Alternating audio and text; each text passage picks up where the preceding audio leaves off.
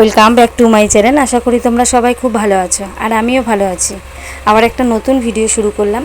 আশা রাখছি ভিডিওটা তোমাদের ভালো লাগবে, আর যদি ভালো লেগে থাকে আমার এই ছোট্ট পরিবারের পাশে থাকার অনুরোধ জানাচ্ছি। আর আজকে শুক্রবার, আর শুক্রবার মানে আমার একটু ভিন্ন ধরনের কাজ থাকে, মানে এক্সট্রা কিছু কাজ থাকে। আর তার মধ্যে ভুলে গেছিলাম কাল রাতে যে আজকে বৃহস্পতিবার, কালকে শুক্রবার, তাই আমার এক্সট্রা অনেকটা কাজ বেশি করতে হয়েছে আজকে সকালে। তাই আজকে আর সকালেই ব্লগটা শুরু করতে পারিনি। তোমাদেরকে দেখালাম এত বাসন মেজে নিয়ে এসেছি, সমস্ত বটি, রুটি বেলনি, তাওয়া, মানে তাওয়া, সমস্ত কিছু মেজে ধুয়ে পরিষ্কার করে নিয়ে তারপরে চা বসালাম। দুধের প্যাকেট নেওয়া হয়েছিল, তো চা করেছি। আর এখানে লিকার চাও বানানো হয়েছে। বাবুর আজকে স্যার আসবে পড়াতে, তাই ওনাকে আলাদা করে চা দিয়ে দিয়েছি। উনি নাকি দুধ চা খায় না, তো ওনাকে তাই লিকার চা দিয়ে দিয়েছি। আর চা খেয়ে চলে এসেছি আমি বাজারে। তো এই গরমের মধ্যেও সংসারে সমস্ত কাজ বাজার করা, আর সাথে নিজে পয়সা রোজগার করার জন্য সেই পরিশ্রম, আর তার সাথে আজকে ঘরটাকে ক্লিন করে নেব। তো সেটাই তোমাদের সাথে আজকের ভিডিওতে শেয়ার করব। তো প্রত্যেক দিনই চেষ্টা করি যে ঘর দুয়ার পরিষ্কার রাখা, স্বচ্ছতা রাখা, এটা কিন্তু আমাদের ঘরের মহিলাদেরই প্রয়োজন। আর আমি মনে করি একটা ঘরের হাজব্যান্ডের থেকে তার একটা ঘরের মহিলার অনেক ভূমিকা।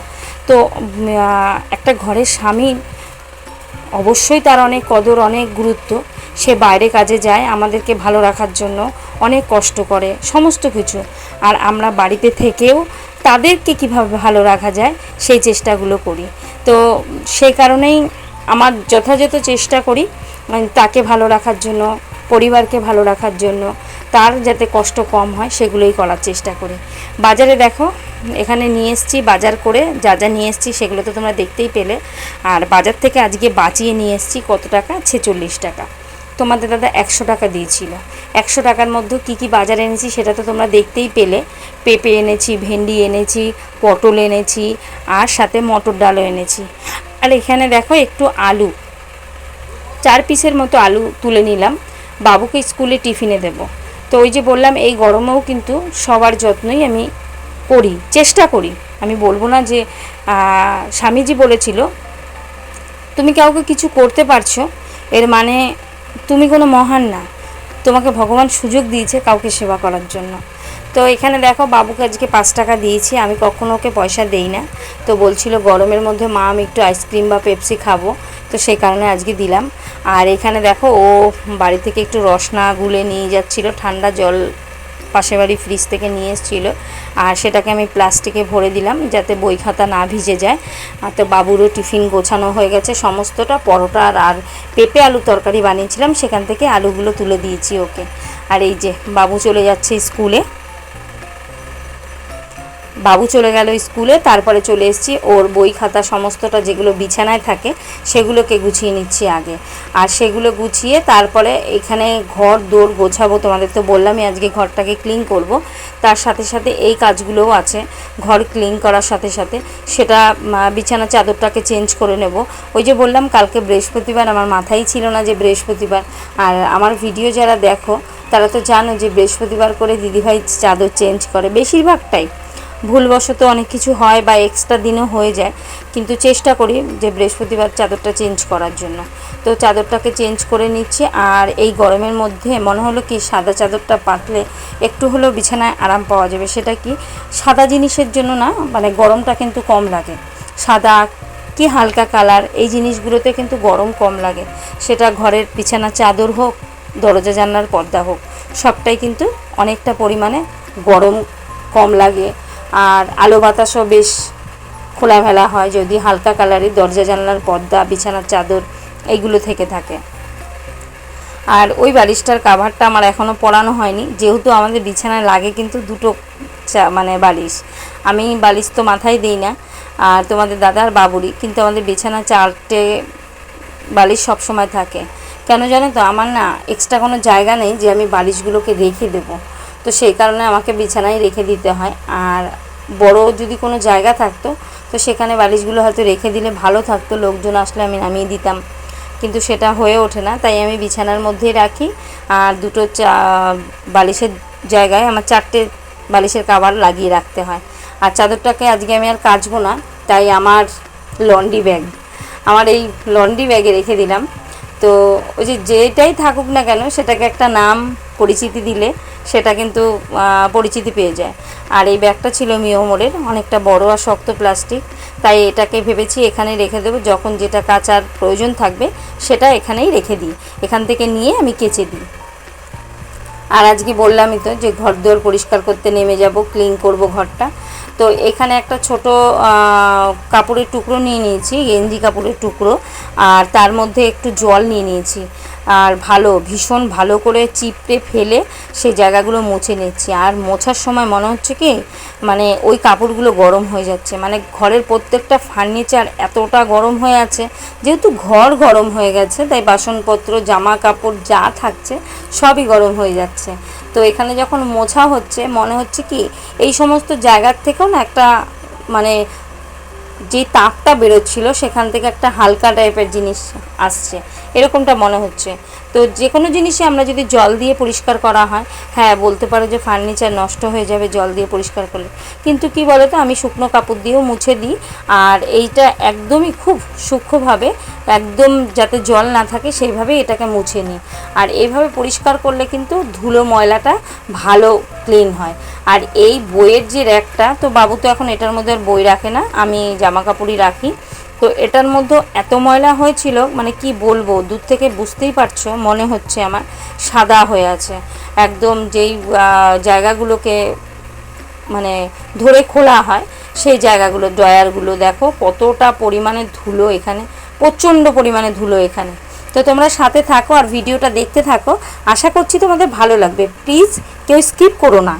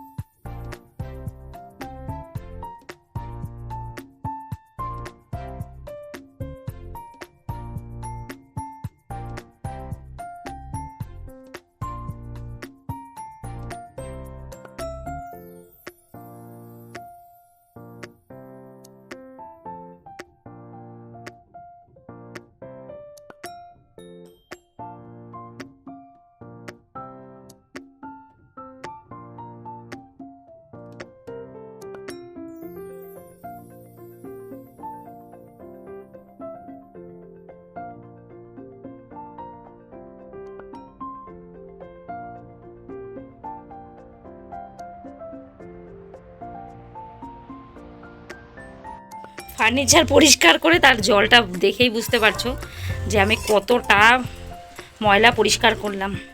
এই জলটা দেখেই বুঝতে পারছো যে কতটা ময়লা এই জলের মধ্যে, পুরো কালো হয়ে আছে জলটা। তো আজকে সত্যি একদম ডিপভাবে একটু ক্লিন করে নিলাম।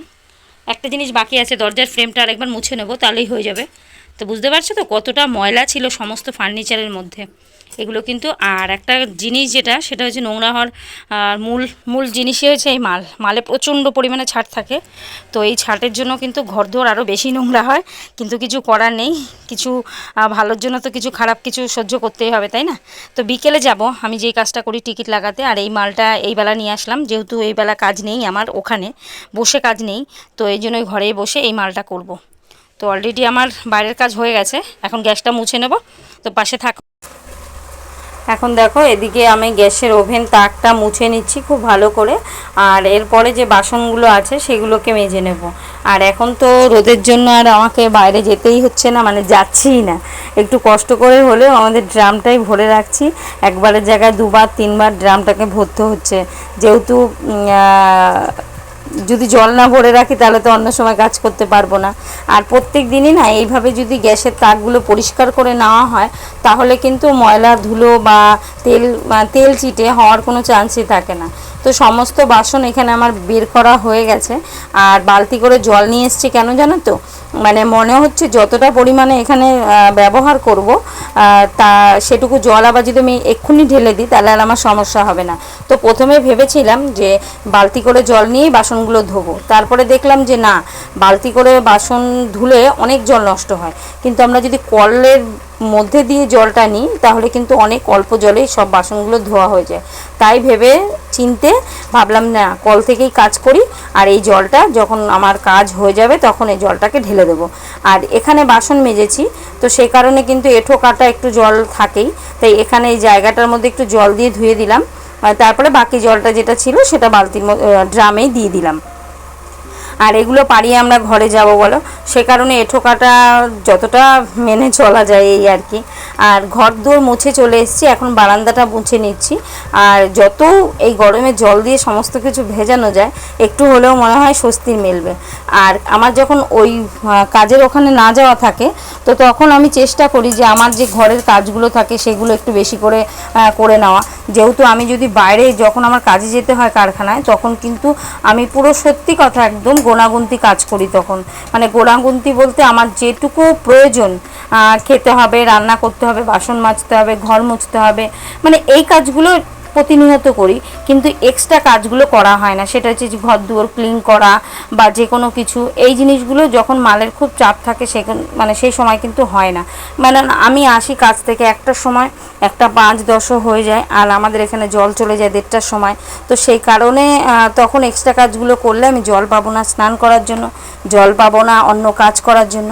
আর এখানে ঘর মুছে বেরিয়ে গেছি, এখানে পাপোশ ছিল আর বাবুর একটা গেঞ্জি ছিল, তো সেগুলো নিয়ে নিয়েছি কাচার জন্য। আর আজকে আর এখানে একটু মুছে নিলাম না, এখানে জল ঢেলে দিলাম ভালো করে, যাতে ওই যে বললাম একটু ঠান্ডা যাতে হয়। আর এখানে ঝাঁটা দিয়ে জলটাকে কাচিয়ে দিলাম। আর এখানে তো জলটা এখন আর যাওয়ার মতো পজিশন নেই, যাওয়াটা মানে জলটা আটকে যায়, তাই খুব বেশি পরিমাণে জল দিইনি, 1 বালতি জলই এখানে ঢেলে দিয়েছি। আর এখন দেখো চলে এসেছি এখানে ওই গেঞ্জিটা কেচে নিতে আর পাপোশগুলো সমস্তটা ধুয়ে নিতে।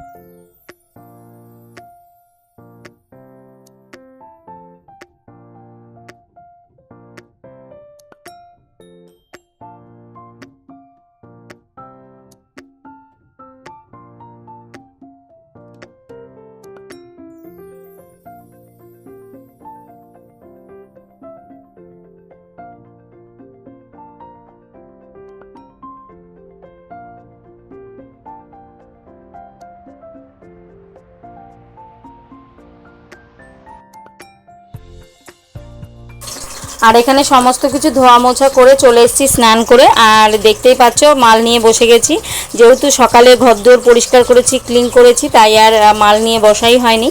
তাই এখন বসে গেছি মাল নিয়ে স্নান করে এসে। তো এই মালগুলো করলে না হাতেও প্রচুর পরিমাণে যেহেতু ঘাম থাকে, ছাটগুলো কিন্তু লেগেই থাকে। তো কিছু করার নেই, কাজ তো করতেই হবে যখনই করি। তো সেই কারণে এখন ভেবেছি একটু কাটা আর মুখ ঘোরানোটা হয়ে যাবে, আর বাকি কাজটা আবার বিকেলবেলা ঘুম থেকে উঠে করব। তো আজকে রান্না করেছি কি সেটা একটু তোমাদের সাথে শেয়ার করি। এখানে ভাত আছে, আর এখানে থালা নিয়ে নিয়েছি দুজনের জন্য দুটো, মানে আমার শাশুড়ি মা আর আমার জন্য, যেহেতু বাবু স্কুলে গেছে। তো আর এখানে আলু ভাজা আছে, আর এখানে ভেন্ডি আলু পোস্ত করেছি, আর এখানে করেছি মটর ডাল। তো আজকের ভিডিও কিন্তু এখানেই শেষ করব। আর এখানে করেছিলাম পেঁপে আলুর তরকারি। তো আজকের ভিডিও এখানেই শেষ করলাম, আবার দেখা হবে তোমাদের সঙ্গে নেক্সট কোনো ভিডিওতে। তোমরা ততক্ষণ সবাই সুস্থ থেকো, ভালো থেকো। আজকের মতো টাটা।